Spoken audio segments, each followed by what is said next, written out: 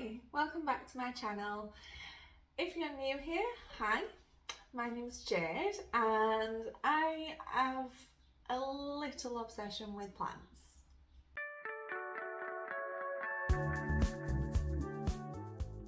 Today should be quite a nice easy one. I have two Syngonium albos which are just really long vines.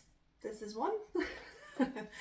And basically I am going to propagate them and try and make a different looking plant, because this is just long and spindly, and I did use these to climb up my wall, so they did used to go up the wall behind me, but I have decided I would like a full plant, so I want one that looks like it's been bought at a garden centre. And the way that they make their plants look like they're full and not quite the same as this is they basically put in lots of propagations into one pot and then they let that pot grow. So this is going to be nice and simple, so follow along if you want. It will work with most all Syngoniums. It will also work with lots of other aeroids as well, but for today I'm doing a Syngonium Albo. Now, to begin with, we just need to chop it up into lots of leaf cuttings and then go from there. So I'm going to bring you over here and so you can sort of watch what I'm doing. So this will show you exactly what I'm cutting and kind of how a Syngonium Albo looks, I guess, because this one has yeah, we've got two plants here, so I'm just going to try and move one a little bit out of the way. And I've just got some normal secateurs, but this will show you, like, there's a lot of white on this one, so this is really pretty. It's got some absolutely stunning leaves, which actually are probably the ones that I'm going to use to make my new plant. There's also this one, which is a leafless node. So to start with, what I'm going to do is I'm just going to cut in between each node. So if you can see here, you can see where the new leaf will come from. And on variegated plants, it's actually quite interesting because where the node is, and depending on how much white and green is where the node is, depends on what the new leaf is going to look like. So as you can see on this one, it's actually right in the middle of the white and green. Now, if it was on this side, where there's only white, it would just be a white leaf and it would be quite useless. But here we've got it's quite a good spot for it. So, and then carrying on down, you can see that there's leaves to every node. So I'm just going to cut in between here. So we've got this one. I'm not going to show you every leaf.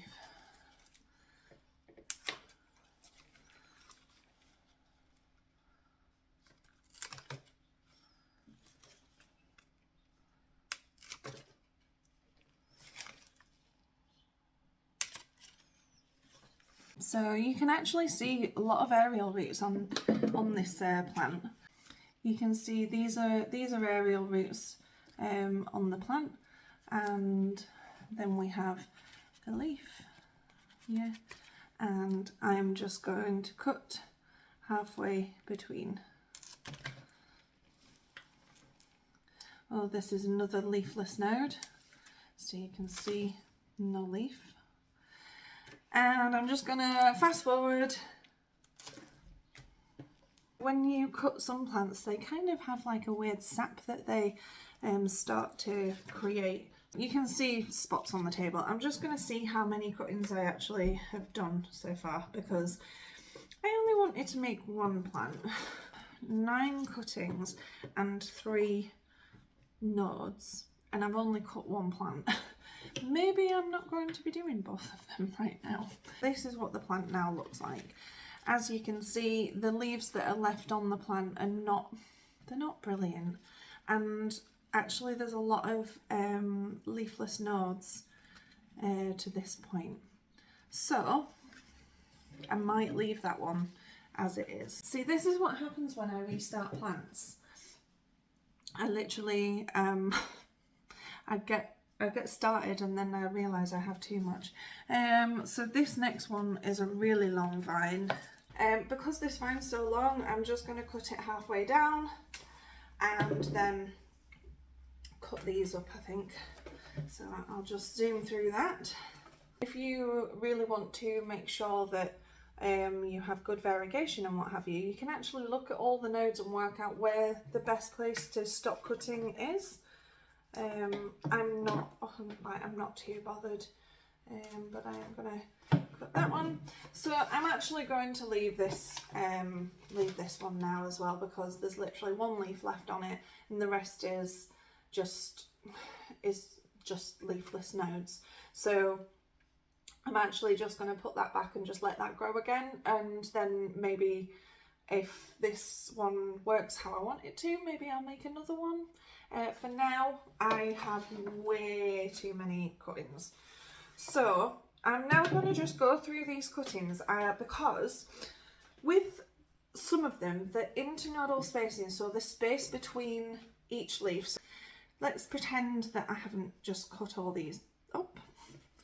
Pretend these are still stuck together. So the internodal spacing is between the nodes, so where the roots come from and where the new growth comes from.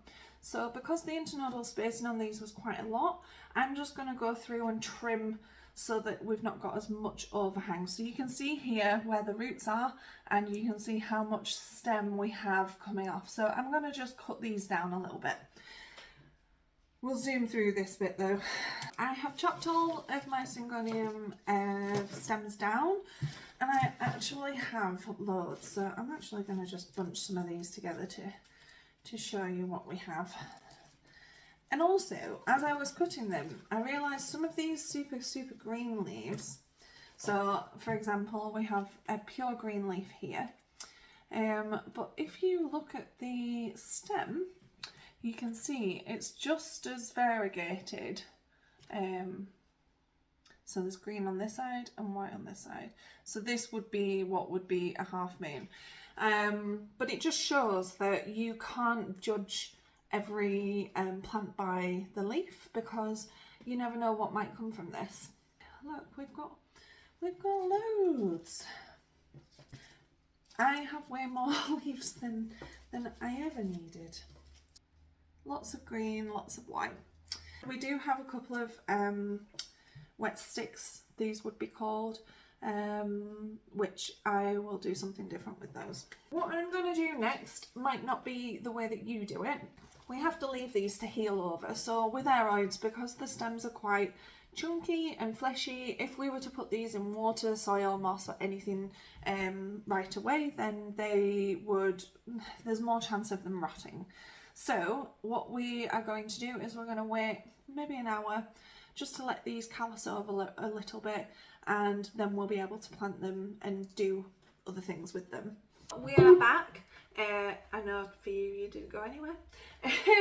So what I'm going to do next is probably a bit different, unless you're going to have a go at leca yourselves. You might want to do this a bit differently. So basically I have a pot here of leca, and leca is these little clay balls. It stands for lightweight expanded clay aggregate.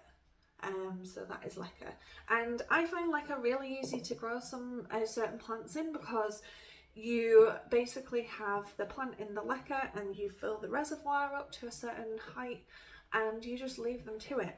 So because I'm going to do this in leca, I'm going to let them root in the leca. So I am using these fresh cuttings to I'm just going to put them in and let them grow in there. If you are not using leca, what you might do is put all your cuttings in some water, or you might root them in soil or moss. Those are sort of the three main ways to propagate any plants really.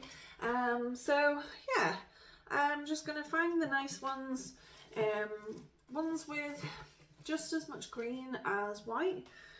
So maybe a couple, I think these ones will do, and all the rest for now I'm gonna just chuck in some water, root them, and then work out what I'm going to do with them later, because for now, just for this one, I'm just going to use these. So I did have a pot full of lacquer. I'm just going to take the top bit out. So I've taken quite a lot out so that I can just put these in and not have to worry about trying to get them to stay, because then I'll just pour all the lacquer on top. I'm definitely just filling this with random leaves. Let's do a couple more of these small ones. I think that that's probably going to be enough. So I don't want to overfill it, because they will all start growing and they will fill out this pot quite nicely.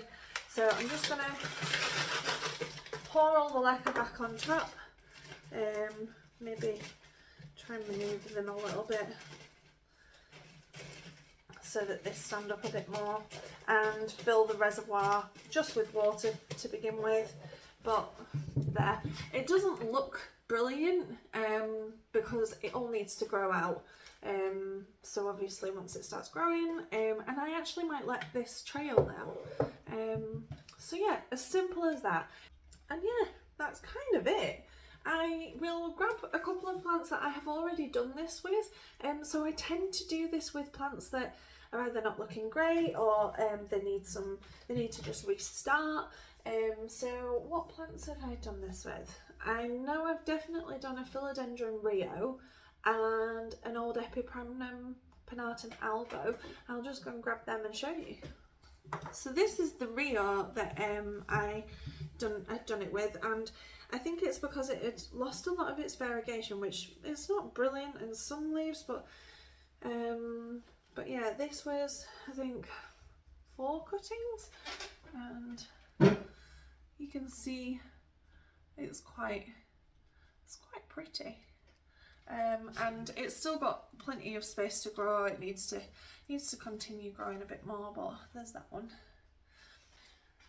And then there's this one as well, which is the Epipremnum, and it was not very variegated, so I thought I would just stick all the cuttings into one pot and let them grow out. And there is some variegated leaves, but it's not brilliant, so I'm just letting it grow out and see what happens with it.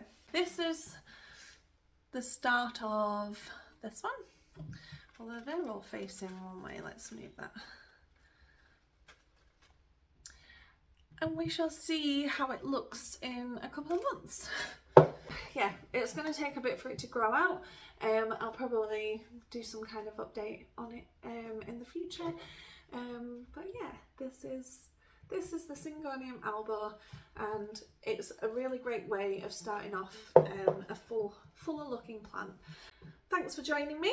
Hopefully you've learnt something along the way, and I will hopefully see you all again soon. So bye bye for now.